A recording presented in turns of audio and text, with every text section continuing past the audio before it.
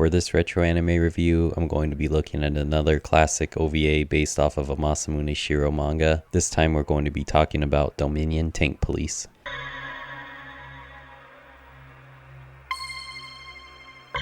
Dominion has long been one of my favorite Masamune Shirow manga.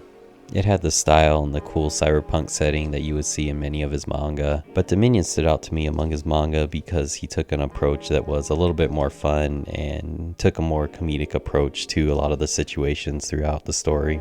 I really loved how fun the manga was, and even to this day it's probably my second favorite of Masamune Shirow's manga, just after Appleseed, which I consider to be his best work. The manga began in October of 1985 and finished in July of 1986. Then in 1988 it received a 4-episode OVA based off of the manga. The OVA series would take the same setting and characters that were found in the manga, but would make some changes to it that I'll explain a little bit later. Dominion would also receive a second OVA series, which was a 6-episode series starting in 1993. This was another nice series that I might review a little bit later. I'll keep my review this time focused just on the first series, but the second series was also quite good, and that one, rather than being based on the manga, seemed to be more of a sequel to the manga. This first adaptation of Dominion would be directed by Kouichi Mashimo, who you may remember from a previous review of I-City. He would also direct some other all-time classic anime like the Dirty Pair, Project Eden movie, and the Irresponsible Captain Tyler, and even directing up to more modern times with directing the Hyogemono anime adaptation in 2011. Simply put, the series is about a police force that uses tanks to fight against crime and protect the city from criminals. For the most part, the tank police is made up of pretty wild personalities that are somewhat outcasts of the police force. They are all pretty skilled and effective at their jobs, but are the type to bend rules and go outside the lines of what would normally be allowed from a police officer. And often in the pursuit of catching the criminal, they cause a ton of collateral damage to the city and end up destroying a ton of private and public property, which causes a lot of controversy and a lot of problems for their chief of police when the mayor of the city comes to him with all the claims for all the damage that the tank police has caused. The main character of the story is Leona Ozaki, who is a young police officer who recently transferred into the tank police from another division. At first, she's inexperienced and doesn't fit in well with the way that the tank police does things, but over time she becomes more and more a part of the tank police, and over time she becomes a true member of the wild, hot-blooded tank police herself. Other notable members of the tank police include Al, who is Leona's partner, and he is kind of the normal guy of the tank police. He's way more calm and rational than the other members, and is kind of the voice of reason and counterpoint to the madness that is the tank police. He also seems to have a bit of a crush on Leona, and there seems to be hints of a little bit of romance between them, but Leona doesn't really seem to pick up on it, and it's a recurring joke that she seems to have more affection for her tank Bonaparte than she does for Al. There's also Brenton, who is the leader of the tank police. He's a tough, hot-blooded, macho man who is always quick to action and quick to fire, and is really the spirit of what the tank police is and how they behave as a group. For the most part, in this series, the tank police are after a single criminal named Buaku, who is a major, uncatchable criminal who terrorizes the fictional city of Newport, Japan, where the story takes place.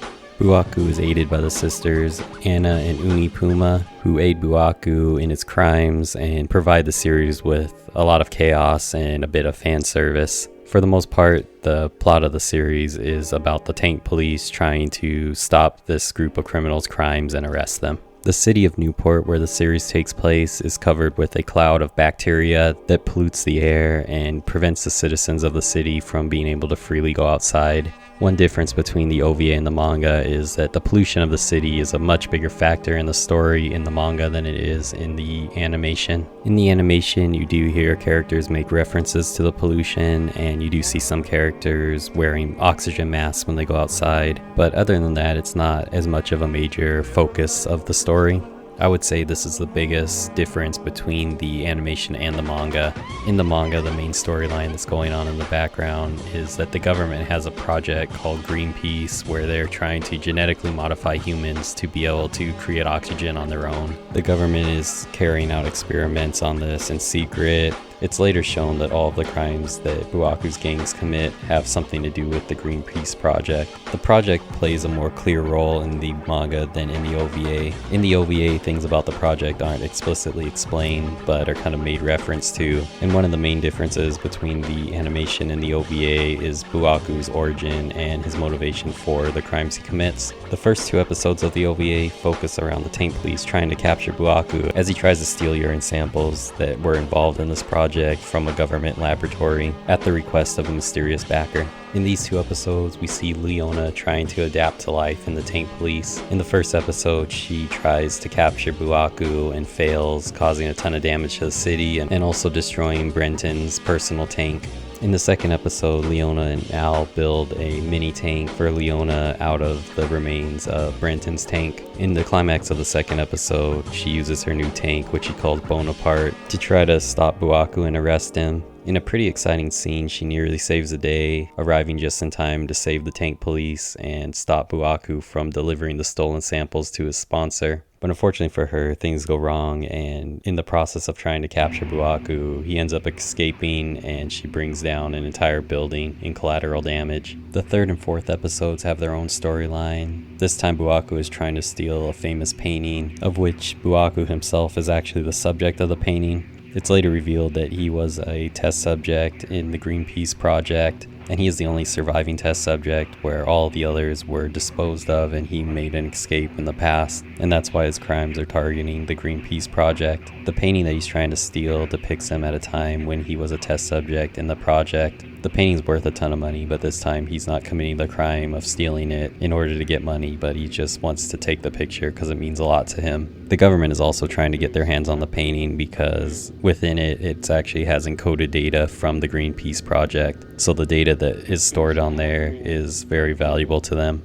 So there's a 3-way race to get their hands on the painting between Buaku's group, the tank police, and a mercenary group that is hired to retrieve the painting. In this episode, we see a deviation from the manga, where in the OVA, Buaku was a test subject in the Greenpeace project, where in the manga, his origin isn't explained, and his motivation is to keep the government from using the results of the Greenpeace project, from forcibly changing humanity in a way that allows them to produce their own oxygen, rather than the government taking strides to clean up the pollution that already exists. The climax of the 4th episode is one of the most exciting scenes of the entire OVA. The 3 groups square off trying to get a hold of the painting, and there's a ton of action. And there's some great action scenes where there's a ton of explosions and destruction to the city during this fight between these groups. It's probably the high point of the animation in the series. This is a very fun OVA series that I still come back to every now and again when I want to watch something fun and exciting with a lot of action.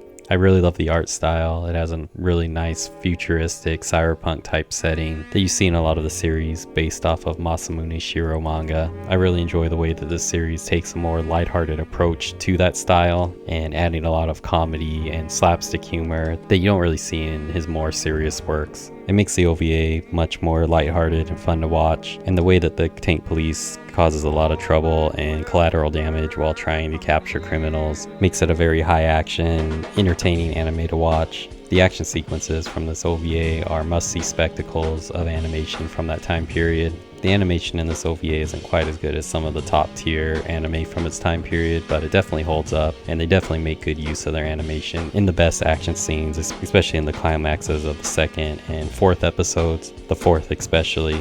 In that one, you're going to see a lot of explosions and a lot of the city being destroyed and entire buildings coming down around the characters. And it's really great to see. Very entertaining, and everything's pretty lighthearted for the most part and not too serious. You could just kind of turn your mind off and enjoy the action. The lighthearted story keeps the OVA fun to watch, but I do prefer the story from the manga a little bit more than the story presented in the OVA. The story there is a little bit more complex and goes more into the environmental issues and issues with the government and their response to things. So I feel like the story was a little bit deeper, but the manga still manages to be pretty fun and lighthearted and adds comedic elements to it to keep it more fun than most of Masamune Shirow's manga are. I think that the balance between comedy and seriousness is struck a little bit better in the manga than it is in the OVA. But the OVA is still handled pretty well, and it does hit some more serious elements, like Buaku's new darker backstory from the OVA. And in the 3rd and 4th episode, Leona has interactions with Buaku where she kind of comes to understanding with him. And I think the character of Buaku is handled pretty well, since he's kind of the antagonist of the story, but he's pretty sympathetic and has motivations that are arguably more just than the government's motivations. And I also thought that the way that they handled Leona's character growth in the OVA was done pretty well, where she starts out kind of unsure and not really fitting in with Tank Police, but becomes more and more confident and ends up being a full-fledged member of Tank Police by the end. Overall, I'm going to give this OVA 3.5 stars out of 5. It's a very fun OVA that you can always go to when you want to watch something exciting. There's a lot of action and a lot of comedy, fitting really nicely into a really cool 80s cyberpunk style. It's not an absolute masterpiece or anything, but it's definitely worth watching, and you're definitely going to have a good time if you give it a watch. And that's going to do it for this video. If you liked the video, please like the video and subscribe to my channel for more videos like this. And thanks so much for watching.